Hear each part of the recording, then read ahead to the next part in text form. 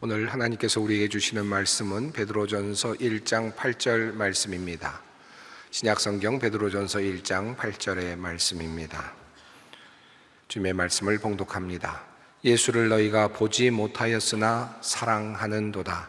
이제도 보지 못하나 믿고 말할 수 없는 영광스러운 즐거움으로 기뻐하니. 아멘.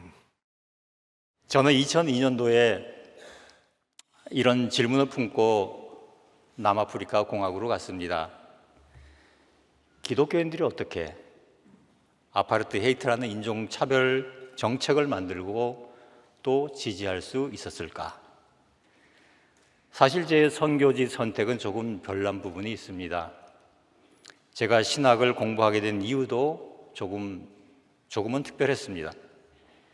어떻게 인간답게 살아야 하는지, 그 진리가 성경 안에 있다고 믿었고 그 답을 찾고 싶어서 신학교에 가게 되었습니다.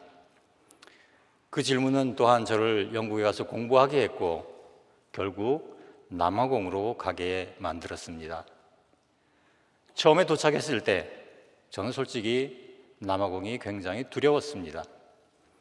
첫 수년 동안은 저녁이 되면 문을 따도 열지 못하도록 현관문 뒤에 가구를 갖다 놓고 잠을 청하곤 했습니다.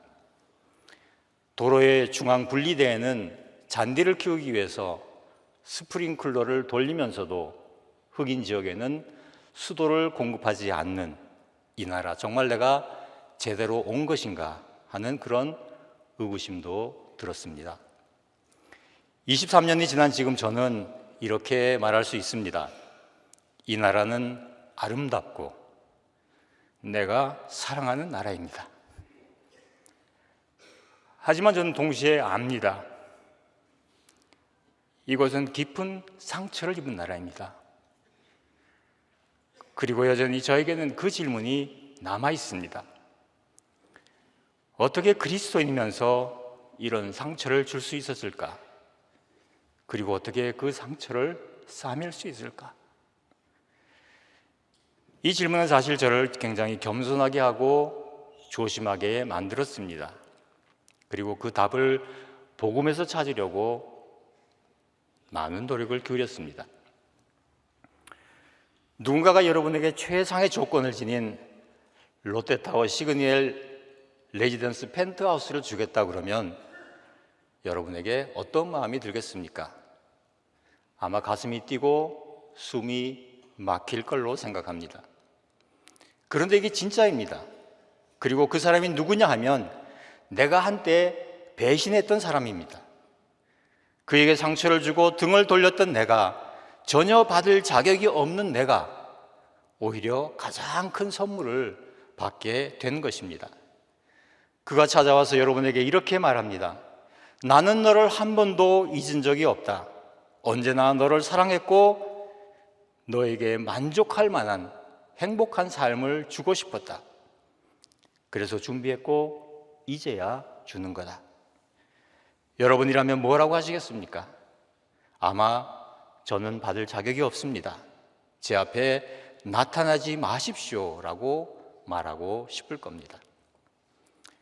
이 이야기를 상상하면서 우리에게 선물이 어떤 변화를 끼칠 수 있는지를 한번 짚어보고 싶습니다.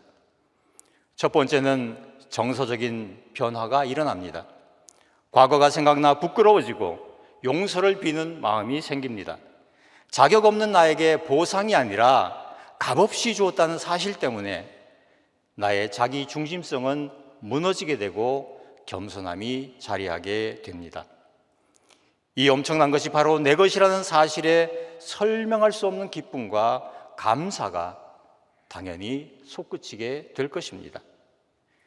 귀중한 존재라는 의식이 자라게 되어서 깊은 안정감과 만족감 그리고 평안을 느끼게 될 것입니다.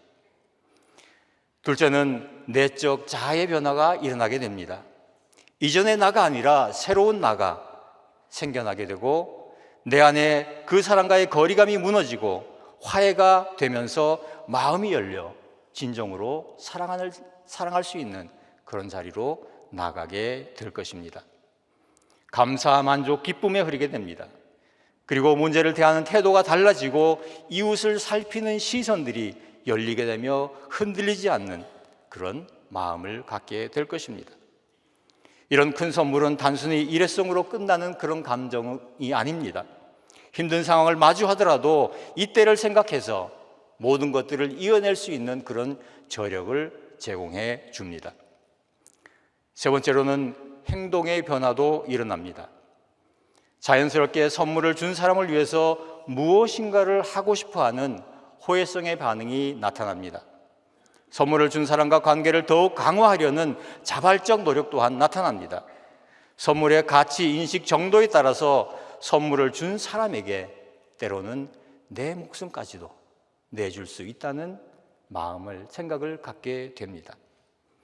큰 선물을 준 사람, 받은 사람, 그 관계에서만 머물지 않고 내가 받은 이런 기쁨들을 내 주변의 다른 사람들에게도 주고 싶다는 그런 마음이 자라게 되면서 조금 더 너그러워지는 그런 사람이 됩니다. 선물이 일으키는 이런 내적, 외적 변화는 복음의 기본적인 틀거리라고 할 수 있습니다. 선물이 어떤 변화를 우리 안에서 일으킬 수 있는지를 잘 생각한다고 하면 우리는 더 깊은 신앙에 대한 이해로 나아갈 수 있습니다. 바로 선물의 미학입니다.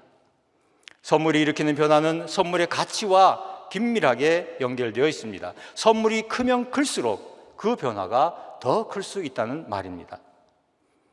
하나님의 선물은 우리 주 예수 그리스도 안에 있는 영생이니라.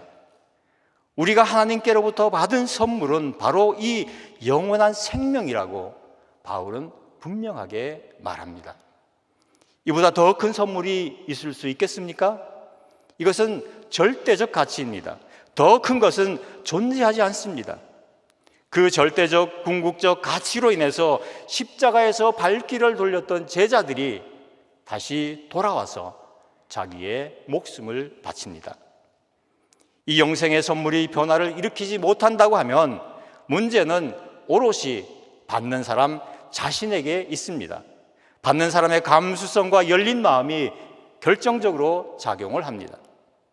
우리의 신앙에는 제3의 지대라고는 없습니다.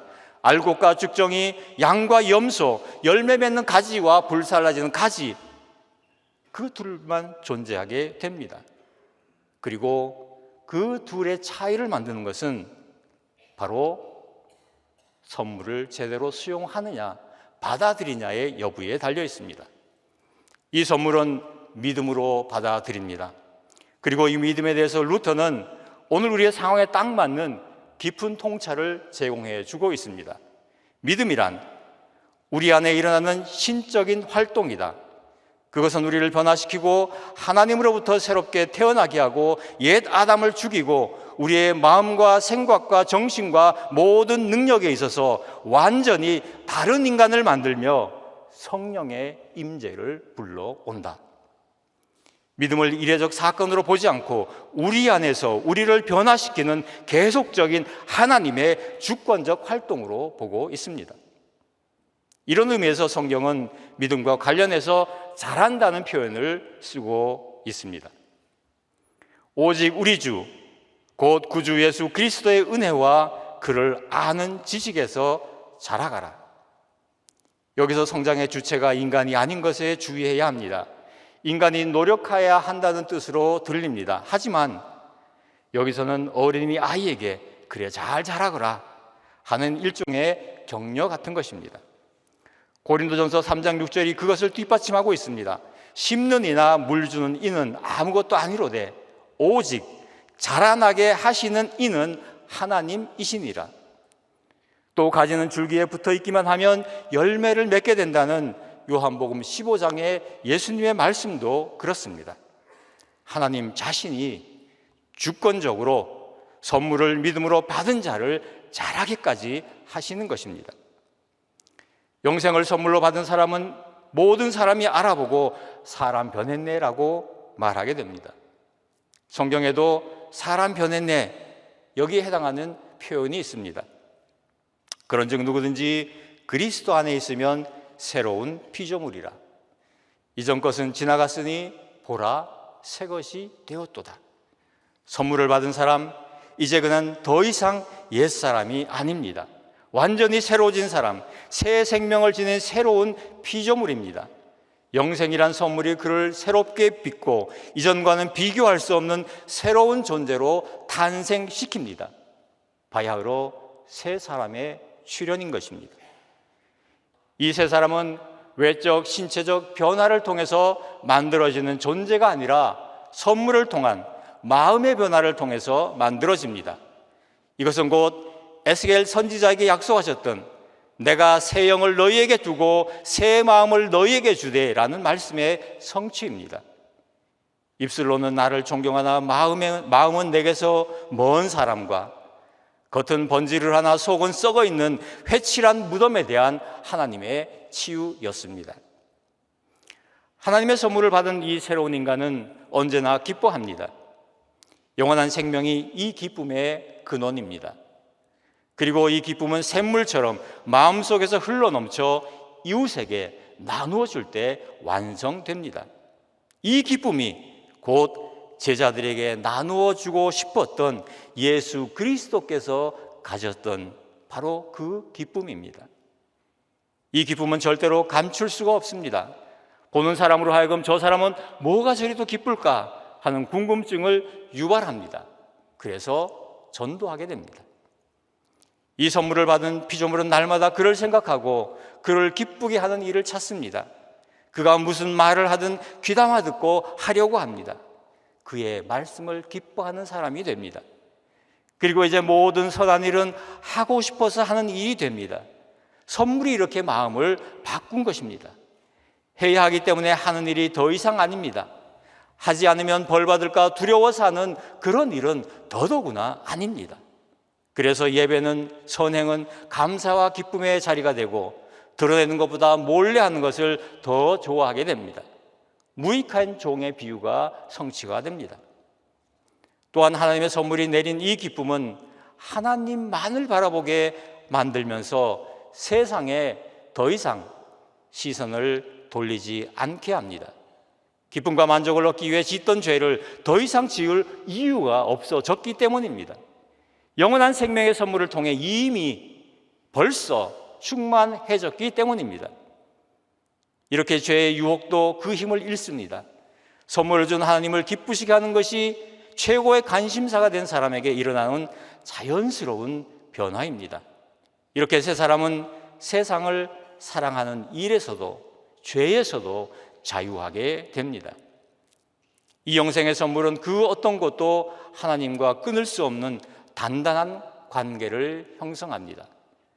그 가치 때문입니다. 로마서에서 바울은 이 경우를 이렇게 말하고 있습니다. 누가 우리를 그리스도의 사랑에서 끊으리요? 환난이나 곤고나 핍박이나 기근이나 적신이나 위험이나 칼이랴. 기록된 바 우리가 종일 주를 위하여 죽임을 당케 되며 도살할 양같이 여김을 받았나이다 함과 같으니라. 그러나 이 모든 일에 우리를 사랑하시는 이로 말미암아 우리가 넉넉히 이기느니라. 환난, 공고, 핍박, 위험, 칼 등등의 세상의 어려움은 우리들에게 두려움과 공포를 일으켜 우리를 움직이고 우리의 왕노릇을 하려고 하지만 더 이상 이런 공포가 차지할 마음의 자리가 존재하지 않습니다. 하나님의 평화와 기쁨이 그 자리에 있기 때문입니다. 바울의 고백대로 우리는 잠시 근심할 수는 있습니다. 이렇게 우리는 흔들리지 않는 굳건한 승리하는 자가 됩니다. 바울의 이 고백을 우리의 신앙 선조들은 이렇게 노래했습니다. 믿음이 이기네, 믿음이 이기네. 주 예수를 믿음이 온 세상 이기네. 복음은 진을 파하는 강력이고 역사하는 하나님의 능력입니다. 하나님은 영생이란 선물을 통해서 우리의 마음을 바꾸시고 세상을 사랑하고 하나님을 미워하는 우리들을 하나님만을 바라보고 하나님만을 전심으로 사랑하는 새 사람으로 만드신 것입니다. 저는 처음에 선교를 가서 건물을 짓지 않겠다고 생각을 했지만 죄송하지만 최근에는 건물을 짓기 시작했습니다. 어느 날 갑자기 자기 땅이라고 주장하는 청년이 나타났습니다. 기초가 마련되고 철골 구조가 다 세워졌는데 자신의 땅이라며 공사를 당장 중단하지 않으면 죽이겠다고 협박을 합니다. 이 청년은 방금 교도소에서 출감한 청년이었고 그 땅과 관련된 이야기를 아는 사람들은 두려워서 아무 말도 하지 못했습니다. 땅에 대한 소유권 분쟁은 교회가 있는 그런 빈민촌에서는 아주 흔한 일이었기에 조심에 조심을 다했는데 결국 또 이 일이 터지고 만 것입니다. 적잖이 당황을 하였습니다. 공사가 한 달여간 중지되었습니다. 하나님 우리에게 주신 것은 두려워하는 마음이 아니요 능력과 사랑과 근신의 마음이니 그러므로 복음을 위하여 그 능력 안에서 담대히 고난을 받으라. 어느 날 성경을 읽는데 이 구절이 눈에 띄었습니다. 되게 난처하고 힘들었습니다. 하나님, 이게 무슨 말씀이신가요? 그러면서 또 빌립보 말씀을 읽게 되었습니다. 아무것도 염려하지 말고 다만 모든 일에 기도와 간구로 너희 구할 것을 하나님께 아뢰라. 그리하면 모든 지각에 뛰어난 하나님의 평강이 그리스도 예수 안에서 너의 마음과 생각을 지키시리라. 고난 받는 것보다 기도하는 게 편할 것 같아서 기도하며 하나님께 평안을 구했습니다. 불안이 사라지고 마음의 평안이 찾아왔습니다. 다들 말렸지만 직접 이 친구를 만났습니다. 그리고 땅을 취득한 경위를 설명을 했습니다. 이전에 설명을 했지만 막무가내였던 친구가 어떤 연유인지 잠잠해지고 몇 차례의 미팅 이후 자신의 엄마가 자신의 감옥에 있는 동안 자신의 땅을 몰래 팔았다는 사실을 받아들이게 되었습니다. 그리고 마을 대표들이 교회로부터 돈을 받아내라고 부추기고 있다고까지 얘기했습니다. 결국 마음의 평안으로 인해서 당연하게 해야 할 말을 했고 만나게 될 사람을 만나게 되니 청년은 상황을 받아들였습니다. 그리고 더 놀라운 것은 교회에 출석하기 시작했습니다. 선물 받은 자에게 주시는 평안과 기쁨 가운데 하나님께서 어떻게 일하시는지 보여주는 그런 경험이었습니다. 남아공으로 가면서 하고 싶은 일이 아니라 필요한 일을 하겠다는 결심을 하고 떠났습니다. 백인이 성경을 손에 들고 들어와서 함께 기도하자고 해서 기도하고 눈을 떴더니 우리들의 손에는 성경이 들려 있고 백인들의 손에는 우리들의 땅이 들려 있었다. 이렇게 자신들의 역사적 경험을 말하며 백인 교회와 결별한 고인들에게 제가 필요하다고 느껴졌습니다. 이들은 정말 열심히 신앙생활을 합니다. 하지만 대부분의 목회자들이 중학교도 제대로 졸업하지 못하였고 신학을 배운 적은 더더구나 없었습니다. 그들에 대해 빚진 자의 심정을 느끼게 되었습니다. 이들을 교육하기 위해 전국을 다녔습니다. 그중 목회자들을 만나기 위해 1000km 가까이 차를 몰고 오지에 들어간 적이 있습니다. 도착하자 양을 도살하고 간을 지방에 싸서 먹는 환영의식이 진행되었습니다. 간은 생명을, 지방은 보호를 상징하는 것으로 너희 생명을 우리가 지켜줄 것이니 평안하라 하는 그런 의미였습니다. 밤이 되니 씻으라며 세숫대야에 미지근한 물과 함께 손수건 크기만한 타월 3장을 넣어주면서 오면서 땀을 많이 흘렸으니까 씻으라고 말을 합니다. 어떻게 몸 전체를 씻는 것이 가능했을까요? 백인 정권의 차별 정책은 흑인들 집에 화장실도 샤워 시설도 짓는 것을 금지했습니다. 그것을 실감나게 경험했던 겁니다. 강요된 이런 삶의 환경은 인종 간의 간격을 자연스럽게 버리는 장치였습니다. 이렇다 보니 제가 현재 동역하고 있는 아프리카 장로계 교회에 화장실이 없는 교회들이 아직도 있습니다. 어제 저녁에 들었던 작은 것은 조금 떨어져서 큰 것은 좀 멀리 가서 하라는 말에 따라 아침에 생리 현상을 해결하려고 했더니만 제가 그 동네를 방문한 첫 외국인이어서 모든 주민들의 시선이 저에게 쏠렸고 또 더더구나 그 집의 위치는 거의 언덕 정상 부분에 있어서 도저히 은밀하게 할 곳이 없었습니다. 한인 선교사들과 초교파적으로 연합하여 신학교를 세우고 35만의 학생이 있는 유니사 대학과 MOU를 맺어서 500명의 학생들을 목회자 교육을 시키기도 했습니다. 이어서 독자적으로 센터를 세워서 전국을 다니며 목회자 훈련을 했습니다. 그 모든 과정은 엄청난 인내와 고난의 과정이었습니다. 다니면서 사람의 위험, 여행의 위험, 환경의 어려움을 무수히 겪었습니다. 한 번은 목회자 교육을 하러 가던 중에 깊은 산중에 사고가 났습니다. 아침부터 저를 기다리는 목사들이 한참을 기다려도 오지 않자 집으로 돌아가는 길에 저의 사고 현장을 목격했습니다. 그런데 어떤 일이 일어났는지 아십니까? 갈 길이 멀다고 그냥 가버렸습니다. 곧 오겠다는 견인차는 다음날 아침이 되어서야 도착을 했고 기사는 이런 말을 합니다. 너도 알다시피 여기는 밤에 너무 위험해. 그래서 내가 모두 지금 온 거야. 교회를 지어달라는 요청에 복음이 먼저라고 소신을 굽히지 않았더니 강의 시간에 학생들이 다 사라지는 일도 많았고 그러다 쫓겨나기도 하고 유혹과 협박도 당해야 했습니다. 때로는 새벽 2, 3시에 뜬금없이 전화를 걸어서 교회 지어달라고 하는 생면부지의 사람으로부터 걸린 전화도 받았습니다. 그럼에도 여전히 이 사람들은 저에게 아픈 손가락입니다. 헌신과 사명감을 통해 감내했던 고통과 아픔이 크면 클수록 그것은 하나님의 그들을 향한 아픔과 사랑으로 느껴졌기 때문입니다. 하나님께서는 모든 어려움과 괴로움과 위험 뒤에 있는 그들의 상처를, 아픔을 보게 하신 것입니다. 하나님의 심정을 느끼게 하신 것입니다. 지금 돌아보면 그럼에도 안정감과 평안, 기쁨으로 하나님이 저와 함께 하셨다고 저는 겸손히 고백할 수 있습니다. 아프리카 장로계 교단 신학교 일을 하는 중에 이 일을 하면서 이 일이 또한 아프리카 독립교회를 위한 신호교가 될 수 있다는 것을 저는 믿습니다. 지난 수십 년간 이들을 향한 아픔과 헌신을 통해서 하나님께서 새롭게 일을 시작하고 계신 것을 느낍니다. 이들이 새 피조물, 새 사람이 되어야 합니다. 그래야 아프리카 기독교가 건강해집니다. 그래야 아프리카 대륙의 70% 이상이 기독교인이라고 하는 그 통계 수치가 의미가 있어집니다. 하나님께서는 아픈 마음, 상처난 마음을 치료할 능력을 충분히 갖고 계십니다. 또한 치유하십니다. 그리고 하나님이 창조하신 존귀한 영혼으로 거듭나게 하십니다. 영원한 생명이라는 선물을 통해서 그 일을 하시는 것입니다. 그리고 이 선물을 받은 세 사람의 특징은 오늘 본문에서 보듯이 말로 다 할 수 없는 기쁨을 간직하고 살아가는 사람입니다. 그래서 사도 바울은 주 안에서 항상 기뻐하라, 내가 다시 말하노니 기뻐하라 라고 말하는 것입니다. 영원한 생명의 선물을 받으신 여러분, 기쁨이 여러분의 일상이 되기를 축원합니다. 그리고 아프리카도 기뻐하는 날이 오기를 기도해 주시기를 바랍니다. 같이 기도하겠습니다. 하나님,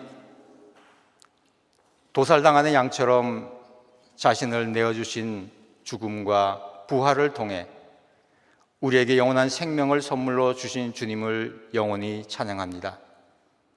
모든 종기와 권세가 그의 것입니다. 그는 죽음보다 더 강하신 분입니다. 우리가 하려고 해도 할 수 없는 것을 선물이라는 방법을 통해서 모두 해결하셨습니다. 선물을 통해 우리의 마음을 바꾸어 주셨습니다. 모든 이름 위에 뛰어나신 모든 주인의 주 되시고 왕 중의 왕이신 예수 그리스도 이름으로 기도합니다. 아멘.